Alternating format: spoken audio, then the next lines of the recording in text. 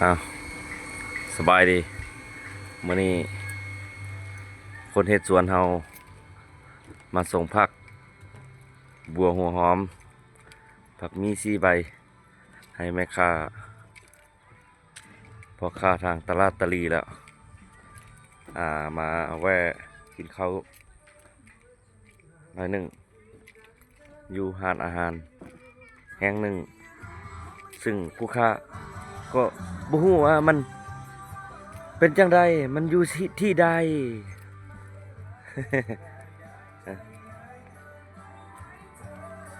ไปทางใด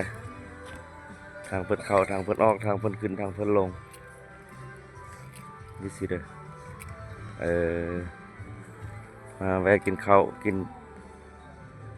ไข่ต้มส้มตำอีหยังก็ว่ากันไปอันนี้มัน